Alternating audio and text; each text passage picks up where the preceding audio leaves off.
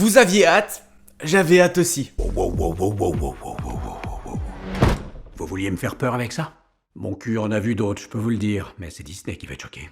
Le trailer de Deadpool 3, maintenant Deadpool & Wolverine, vient tout juste de sortir. Et le moins qu'on puisse dire, c'est que la hype, elle est au maximum. Le trailer était attendu comme le Messie, le film comme le sauveur du MCU. À l'heure actuelle, compliqué de répondre à toutes ces questions, mais ce qui est sûr, c'est que le trailer, il est là, et que maintenant, on n'a plus qu'à théoriser et analyser. Et ça, c'est mon job du jour. Si d'apparence, le trailer peut paraître assez simple et très épique, quand on y prête un peu plus attention, ça va bien plus loin que ça. Et vous allez vous rendre compte avec cette vidéo que se cache un certain nombre de personnages.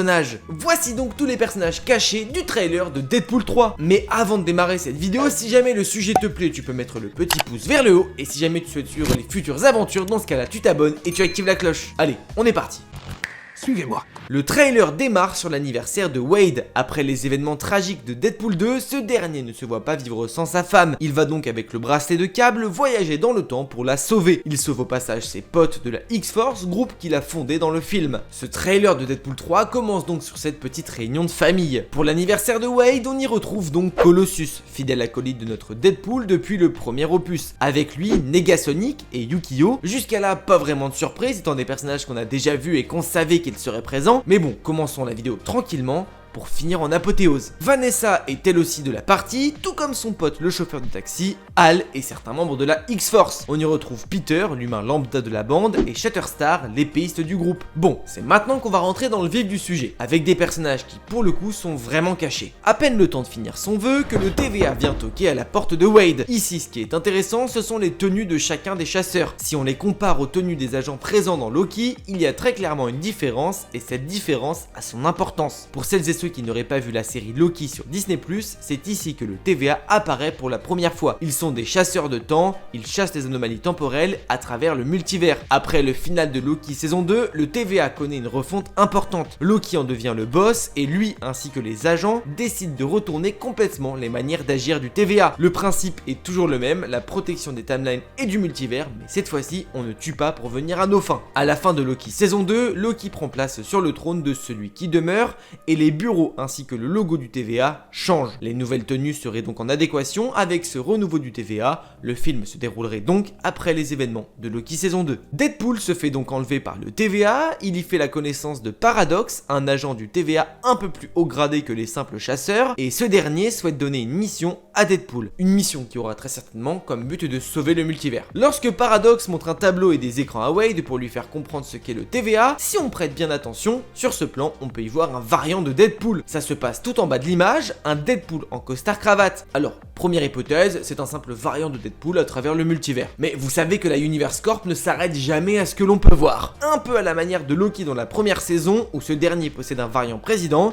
ici ce serait la même chose. Dans Loki, on fait également la connaissance pour la première fois de nombreux variants de Kang, notamment celui qui demeure. Et de manière assez étrange dans le trailer, j'ai bien l'impression qu'on y voit aussi un variant présent dans Loki saison 2, Victor Timely, le variant de Kang du 19e siècle. Ce dernier a travaillé avec le TVA dans cette saison-là, alors c'est complètement possible qu'il ait été embauché et qu'il ait un rôle à jouer au sein de l'organisme. Maintenant que Deadpool a découvert les bureaux du TVA, il est temps de l'envoyer sur le terrain à travers des univers et des timelines différentes. Prochain arrêt, ce personnage. Alors de dos, c'est assez compliqué de savoir de qui il s'agit vraiment, mais au vu de la chevelure, de la corpulence et de la posture, nous avons ici la première image de celle qui s'apparentera à être la méchante du film, Cassandra Nova Xavier. Elle est la sœur de Charles Xavier. Bon, l'histoire est un peu longue et c'est pas vraiment le sujet de la vidéo, mais pour vous faire court, Cassandra Nova et Charles Xavier étaient tous deux des jumeaux. Le bébé Charles Xavier dans le ventre de sa mère a décelé en sa sœur une présence maléfique. Il a donc usé de ses pouvoirs pour tuer sa sœur. La mère fait une fausse couche et expulse le bébé. Cette dernière grandira dans les égouts et éprouvera bien sûr une haine énorme envers son frère. Faisons une petite pause personnage avec ce lieu. Deadpool atterrit dans une sorte de grotte.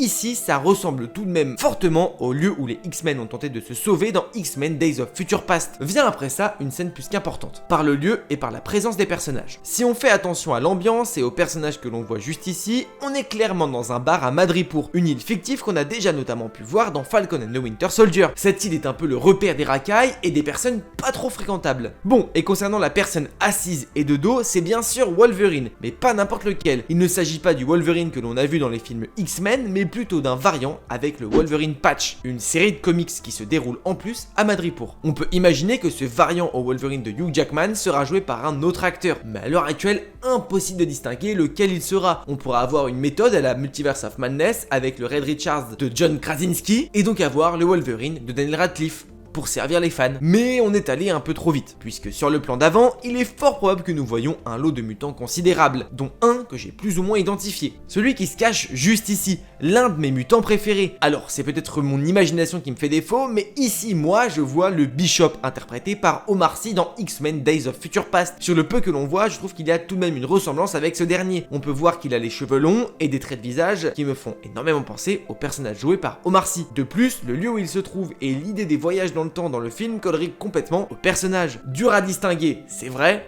mais je me mouille. Bon, et puis j'avoue que le revoir me hyperait de fou. Dans le film, et grâce au trailer, on comprend que Deadpool va être engagé par le TVA, mais qu'il ne va pas suivre les ordres comme il aurait dû. Ce dernier devrait donc se faire désintégrer et arriver dans le néant. On y voit le logo de la Fox enseveli et des décors cassés, ce qui montre globalement le même lieu que l'on voit dans Loki. Et dans Loki, un monstre règne sur les lieux, Alliot. Eh bien, figurez-vous qu'on le voit dans le trailer. L'ombre nuageuse violette qui prend un agent du TVA, c'est bien Alliot. Et si pour le moment nous n'avons pas eu de caméo dans ce trailer concernant des mutants d'anciens films, c'était sans compter sur le plan qui arrive 10 secondes après. Lorsque j'ai vu le trailer pour la première fois, je vais pas vous mentir que je l'ai pas reconnu. Faut dire que l'acteur, il a pris 20 ans dans la gueule. Ici, c'est Pyro, l'un des mutants qui rejoint Magneto dans X-Men 3, celui qui maîtrise le feu, le Némésis d'Iceberg. Mais si on regarde bien, il n'est pas seul, il est accompagné d'un autre mutant. Alors celui-là, compliqué d'être sûr à 100%. Mais il serait un acolyte à Pyro, puisqu'il s'agirait du Crapaud. Le masque sur son visage, sa présence avec Pyro, un accoutrement différent des autres soldats, c'est à lui que je pense en premier. On pourrait avoir une sorte de confrérie d'anciens mutants réunis pour régner dans le monde qui a l'air apocalyptique. Bon, on a déjà exploré une bonne partie des personnages cachés du trailer de Deadpool 3, mais il nous en reste deux. Et les deux sont présents sur la même scène, la scène de fin du trailer avec l'apparition de Wolverine pour la première fois avec son costume mythique jaune et bleu. Wolverine fait office de surprise de fin de trailer, tout le monde s'attendait à le voir et au final il arrive tardivement et de manière assez cachée et subtile. Et le dernier personnage, ou si je puis dire les derniers personnages, c'est un énorme teaser pour le film Avengers Secret Wars. On peut voir sur le plan où Wolverine va choper la veste de Deadpool un comics sur le sol. Ce comics, c'est celui d'Avengers Secret Wars avec la couverture de Fatalis et du Beyonder.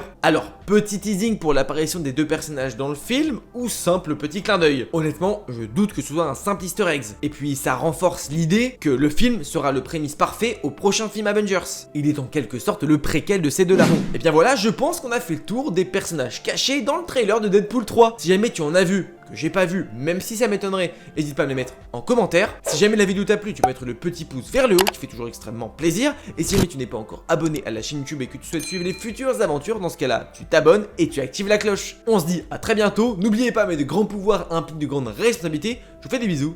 Ciao.